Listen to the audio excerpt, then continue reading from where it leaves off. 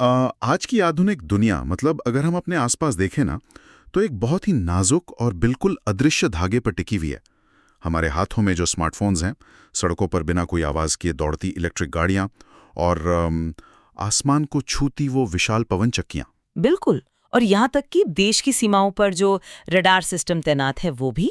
हाँ एकदम, ये सब कुछ खास तरह के खनिजों के बिना बस कबाड़ का एक ढेर है। और इन्हीं खनिजों को क्रिटिकल मिनरल्स कहा जाता है। आज के इस गहन विश्लेषण में हम इसी अदृश्य नींव की गहराई से पड़ताल करने वाले हैं। और इसके लिए हमने काफी रिसर्च भी की है। बिल्कुल की है। हमने कई अलग अलग और बहुत ही प्रामाणिक स्रोतों को खंगाला है, जैसे इंटरनेशनल एनर्जी एजेंसी यानी आईईए की रिसाइकलिंग पर आई ताज़ा रिपोर्ट, भारत के नेशनल क्रिटिकल मिनरल मिशन के विस्तृत दस्तावेज, विदेशों में खदानें तलाशने वाली कंपनी काबिल की प्रोफाइल, और साथ ही जम्मू कश्मीर में हुई उस बहुचर्चित लिथियम की खोज से जुड़े कुछ अहम शोध लेख भी। बस ये समझना है कि आखिर ये खनिज इतने महत्वपूर्ण क्यों हैं, इनकी भू राजनीति या जियोपॉलिटिक्स का क्या खेल चल रहा है, और भविष्य की ऊर्जा सुरक्षा के लिए इनकी रिसाइकलिंग क्यों एकदम अनिवार्य हो चुकी है। ठीक है, आइए इसे विस्तार से समझते हैं। अगर हम ऊर्जा के इतिहास को पलट कर देखें तो पूरी 20वीं सदी कच्चे तेल और कोयले के दबदबे वाली सदी रही है। मतलब जिन देशों के पास तेल के कुएं थे ना, उन्होंने ही वैश्विक कूटनीति की दिशा तय की। सऊदी अरब और अमेरिका जैसे देशों का जो पूरा प्रभाव रहा है। बिल्कुल।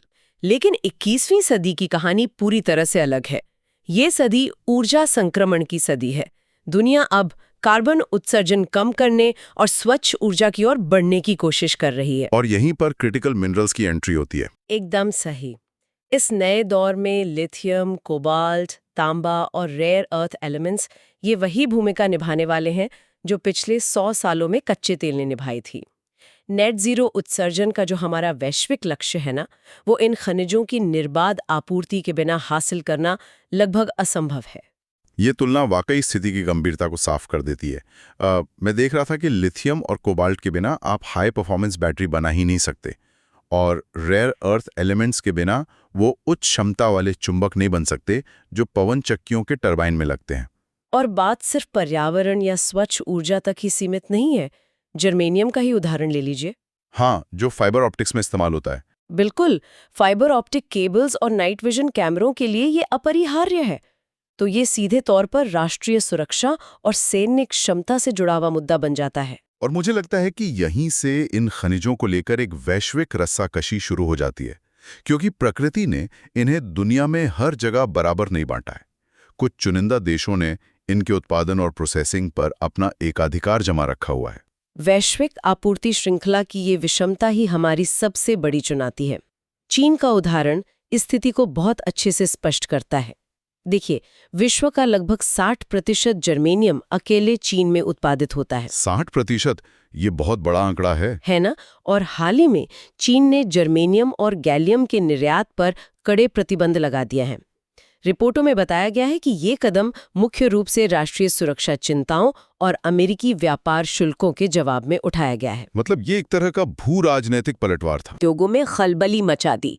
ये दिखाता है कि आपूर्ति श्रृंखला की किसी एक कड़ी पर नियंत्रण रखने वाला देश पूरी वैश्विक अर्थव्यवस्था को कैसे हिला सकता है। वाकई, एक खनिज के निर्यात पर लगी रोक से दुनिया भर का तकनीकी उत्पादन बाधित होना एक बहुत बड़ी चेतावनी है। और जब हम अपने स्रोतों के आधार पर भारत की स्थिति का विश्लेषण करते हैं तो एक बहुत ही चिंताजनक हकीकत सामने आती है। भारत की आयात निर्भरता वाली बात। जी, दस्तावेज साफ बताते हैं कि भारत लिथियम, कोबाल्ट और जर्मेनियम जैसे खनिजों के लिए पूरी तरह से यानी 100% आयात पर निर्भर है। मतलब देश की पूरी तकनीकी और हरित ऊर्जा क्रांति की नींव बाहर से आने वाले जहाजों पर टिकी हुई है। अगर हम इसे व्यापक संदर्भ में देखें तो ये निर्भरता तकनीकी और आर्थिक विकास के लिए एक बहुत बड़ा जोखिम पैदा करती है। 100% आयात निर्भरता का सीधा सा मतलब है कि कोई भी भू राजनीतिक तनाव, व्यापार युद्ध या समुद्र में आने वाली कोई छोटी सी बाधा भी देश के औद्योगिक उत्पादन को ठप कर सकती है। इलेक्ट्रिक वाहनों के बनने से लेकर सेना के आधुनिकीकरण तक सब कुछ रुक सकता है। बिल्कुल, सब कुछ इस बात पर टिका है कि सप्लाई चेन बिना रुके चलती रहे। इसीलिए ये केवल अर्थशास्त्र का नहीं बल्कि सीधे तौर पर हमारी सामरिक स्वायत्तता का मुद्दा है। और शायद इसी कमजोरी को दूर करने के लिए रणनीतिक स्तर पर कुछ बहुत बड़े कदम उठाए जा रहे हैं। स्रोतों में हमने खनिज विदेश इंडिया लिमिटेड यानी काबिल के गठन के बारे में प्रमुखता से पढ़ा है। हाँ, ये एक बहुत ही दिलचस्प पहल है। ये केवल कोई कागजी सरकारी घोषणा नहीं है, बल्कि विदेशों में संसाधन सुरक्षित करने की एक बहुत सोची समझी कूटनीतिक चाल है। इसमें national aluminium company, Hindustan copper limited और मिनरल एक्सप्लोरेशन कॉरपोरेशन लिमिटेड को मिलाकर ये उद्यम बनाया गया है। और इनका अनुपात 40-30-30 का है। बिल्कुल सही। और इसका मुख्य काम क्या है? अर्जेंटीना और चिली जैसे देशों में जाकर खनिजों की खदानों को खोजना और उन्हें अधिग्रहित करना। ये कुछ वैसा ही है जैसे पहले हमारी तेल कंपनियां विदेशों में तेल के कुएं खरीदती थीं। काबिल का बनना ये साफ कर देता है कि केवल भारत के अंदर संसाधन खोजना अब काफी नहीं है। जिन देशों में प्रकृति ने ये खनिज प्रचुर मात्रा में दिए हैं, वहां सीधे तौर पर जाकर अपनी कूटनीतिक और व्यावसायिक उपस्थिति दर्ज करानी ही होगी। जैसे लिथियम त्रिकोण वाले देश? हाँ, चिली और अर्जेंटीना उसी लिथियम त्रिकोण का हिस्सा है, जहां दुनिया का सबसे बेहतरीन लिथियम मिलता है। वहां की खदानों में हिस्सेदारी लेना असल में भविष्य के झटकों से बचने के लिए एक लॉन्ग टर्म इन्वेस्टमेंट है। ये तो ही विदेशों की बात, लेकिन घरेलू मोर्चे पर भी काफी हलचल है। आपको याद होगा जम्मू कश्मीर के रियासी जिले में जो लिथियम की खोज हुई थी, उसने पूरे देश का ध्यान खींचा था। हाँ, वो काफी बड़ी खबर थी। स्रोतों के अनुसार वहां लगभग 5.9 मिलियन टन लिथियम के अनुमानित भंडार मिले हैं।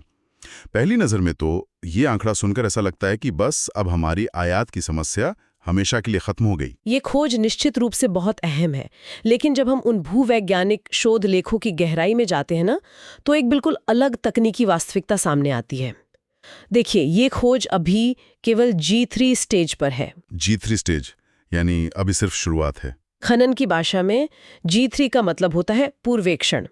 इसका सीधा सा अर्थ यह है कि वहां खनिज की मौजूदगी का बस एक अनुमान है। इसे व्यावसायिक रूप से निकाला जा सकता है या नहीं, यह अभी सिद्ध होना बाकी है। और शायद वहां का भूगोल भी एक बहुत बड़ी बाधा है। बहुत बड़ी। दक्षिण अमेरिका के चिली या अर्जेंटीना में लिथियम आमतौर पर ब्राइन यानी नमकीन पानी की विशाल झीलों के नीचे मिलता है। उसे पंप करके सतह पर लाते हैं और सूरज की गर्मी से वाष्पीकृत कर लेते हैं।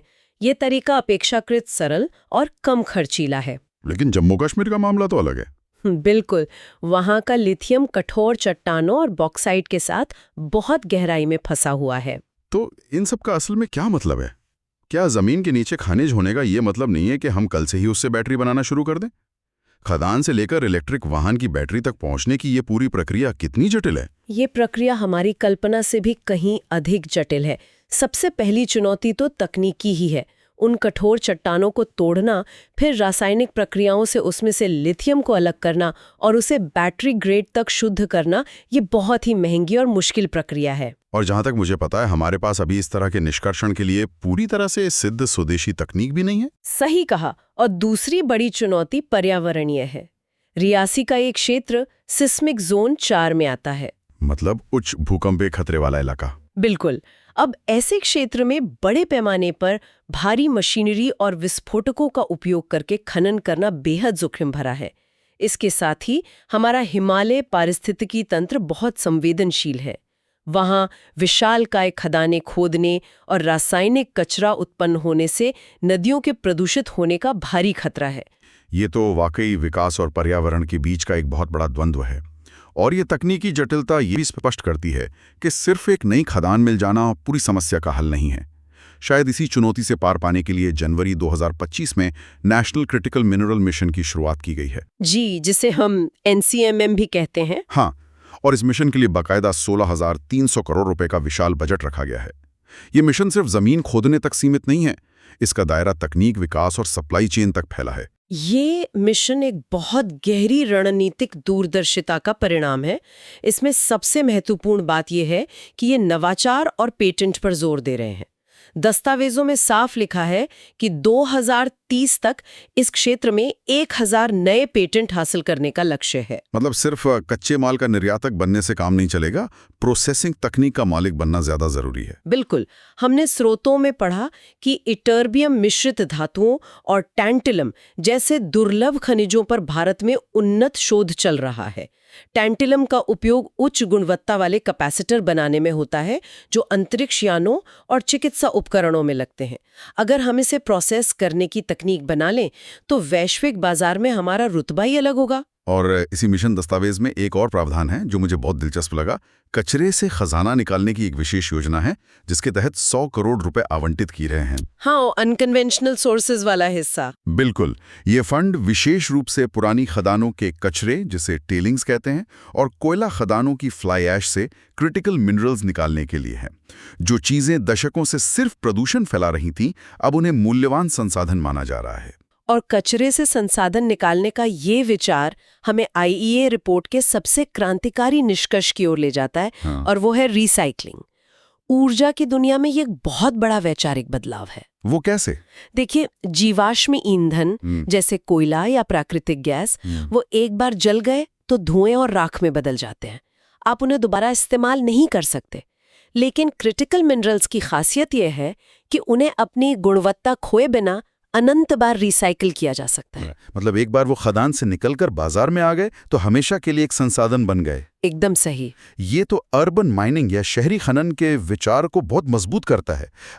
जब हम लिथियम आयन बैटरी की रिसाइकलिंग की बात करते हैं तो मैंने एक टर्म पढ़ा था, ब्लैक मैस। हाँ, ब्लैक मैस। ये बहुत ही महत्वपूर्ण तकनीकी शब्द है। जब पुरानी और खराब बैटरियों को रिसाइकलिंग प्लांट में लाया जाता है तो उनके प्लास्टिक को हटाकर अंदर के रासायनिक हिस्से को क्रश किया जाता है। इससे गहरे काले रंग का पाउडर निकलता है, वही ब्लैक मास है। ये देखने में भले ही काली धूल लगे, लेकिन इसमें लिथियम, कोबाल्ट, निकल और मैंगनीज का अत्यधिक केंद्रित मिश्रण होता है। और इसे वापस शुद्ध करके नई बैटरियों में डाला जा सकता है। IEA की रिपोर्ट वैश्विक ई-वेस्ट के आंकड़ों के जरिए इस शहरी खजाने के आकार को बहुत अच्छे से रेखांकित करती है। आंकड़े क्या कहते हैं? 2022 में दुनिया भर में 62 मिलियन टन इलेक्ट्रॉनिक कचरा उत्पन्न हुआ था। लेकिन इस कचरे को सहेजने में विश्व स्तर पर भारी असमानता है। जापान और दक्षिण कोरिया जैसे उन्नत देशों ने ई-वेस्ट संग्रह का एक मजबूत ढांचा तैयार कर लिया है। वहां संग्रह दर लगभग 30% तक है। और विकासशील देशों का क्या हाल है? अफ्रीका और कई अन्य विकासशील क्षेत्रों में ये दर 1% से भी कम है। इसका सीधा सा मतलब है कि हर साल लाखों टन कीमती धातुएं बस जमीन में दफन होकर हमेशा के लिए बर्बाद हो रही हैं। ये तो संसाधनों की भयानक बर्बादी है। इसी बर्बादी को रोकने के लिए शायद हमारे नेशनल क्रिटिकल मिनरल मिशन में रिसाइकलिंग को एक प्रमुख स्तंभ बनाया गया है। ई-वेस्ट और बैटरी की रिसाइकलिंग क्षमता बढ़ाने के लिए 1,500 करोड़ रुपए की प्रोत्साहन योजना शुरू की गई है। हाँ, ताकि नई रिसाइकलिंग कंपनियां खड़ी हो सकें। बिल्कुल, ताकि कचरे से खनिजों को वापस निकालने का एक व्यवस्थित उद्योग बन सके। इसमें सबसे अधिक ध्यान खींचने वाली बात क्या है? वो ये है कि रिसाइकलिंग केवल हमारा आयात बिल कम करने का कोई अर्थशास्त्रीय उपाय नहीं है, बल्कि यह जलवायु परिवर्तन के खिलाफ एक बेहद मजबूत हथियार भी है। वो कैसे? IEA का डेटा स्पष्ट करता है कि प्राथमिक खनन यानी जमीन से अयस्क निकालकर उसे पिघलाने की तुलना में रिसाइकलिंग में बहुत ज्यादा ऊर्जा की बचत होती है। उदाहरण के लिए स्क्रैप से तांबा बनाने में प्राथमिक उत्पादन के मुकाबले 85% कम ऊर्जा खर्च होती है। 85%? ये तो बहुत बड़ा अंतर है। हाँ, और इसी तरह एल्यूमिनियम और कोबाल्ट के पुनर्चक्रण में भी ऊर्जा बचती है और ग्रीनहाउस गैसों का उत्सर्जन भी कई गुना कम हो जाता है। यहाँ बात और भी दिलचस्प हो जाती है। जब रिसाइकलिंग इतनी लाभदायक और पर्यावरण के अनुकूल है, तो इसका एक बेहद स्याह पहलू भी है, जो अंतर्राष्ट्रीय व्यापार की परछाई में पनपता है। दुनिया भर में ई-वेस्ट का सीमा पार व्यापार जिस तरह से होता है, वो एक बहुत बड़ी वैश्विक समस्या बन चुका है। आप उस लूप होल की बात कर रहे हैं ना? हाँ, विकसित देशों में उत्पन्न होने वाला कचरा विकासशील देशों के बंदरगाहों तक कैसे पहुंचता है, इसके पीछे कानूनी खामियों का एक पूरा तंत्र काम करता है। और इसी तंत्र को रोकने के लिए बासेल कन्वेंशन की भूमिका बहुत महत्वपूर्ण हो जाती है। ये एक अंतर्राष्ट्रीय संधि है जो खतरनाक कचरे के व्यापार को रोकती है। हाल ही में इसमें स्विस खाना संशोधन किए गए हैं जो 1 जनवरी 2025 से पूरी तरह लागू भी हो चुके हैं। इनका मुख्य उद्देश्य उसी ई-वेस्ट व्यापार की खामी को बंद करना है जिसे रीयूज लूपहोल कहा जाता था। दस्तावेज बताते हैं कि अमीर देश अपने जहरीले इलेक्ट्रॉनिक कचरे को कचरा मानने के बजाय सेकेंड हैंड गुड्स या मरम्मत के लिए भेजा जा रहा सामान घोषित कर देते थे, और इस लेवल की आड़ में वो अपना कचरा डंप करते थे। बिल्कुल, खराब हो चुके कंप्यूटर, पुराने सर्वर और खतरनाक बैटरियां उन विकासशील देशों में ढकेल दी जाती थीं जहां पर्यावरण के कानून कमजोर हैं। लेकिन अब नए संशोधनों के तहत ई वेस्ट के निर्यात को सख्ती से विनियमित कर दिया गया है। आयातक देश की पूर्व सहमति अब अनिवार्य है। ये सख्ती बहुत जरूरी भी थी, क्योंकि जब ई वेस्ट उन क्षेत्रों में पहुंचता है जहां अच्छे रिसाइकलिंग प्लांट नहीं होते, तो वहां अनौपचारिक रिसाइकलिंग का विभत्स रूप देखने को मिलता है, जो कि पर्यावरण के लिए बिल्कुल सुरक्षित नहीं है। बिल्कुल नहीं। तारों से तांबा निकालने के लिए उन्हें खुले में जला दिया जाता है, जिससे डायऑक्सिन जैसे कैंसर पैदा करने वाले रसायन हवा में फैल जाते हैं। सर्किट बोर्ड से सोना निकालने के लिए खतरनाक एसिड बाथ का उपयोग होता है और बचा हुआ जहरीला घोल सीधे नदियों में बहा दिया जाता है। इससे मजदूरों के स्वास्थ्य पर तो सीधा असर पड़ता ही होगा। बहुत बुरा असर पड़ता है। इसके अलावा खदानों के छोड़े गए कचरे से एसिड माइन ड्रेनेज का खतरा हमेशा बना रहता है। जब ये सल्फाइड वाले खनिज हवा और बारिश के पानी के संपर्क में आते हैं तो सल्फ्यूरिक एसिड बन जाता है। ये आसपास की मिट्टी और भूजल को इतना जहरीला कर देता है कि सदियों तक पारिस्थितिकी तंत्र उभर नहीं पाता। ये डार्क साइड बिल्कुल स्पष्ट कर देता है कि खनिजों का निष्कर्षण और रिसाइकलिंग दोनों ही बहुत जिम्मेदारी और उन्नत वैज्ञानिक विधियों की मांग करते हैं।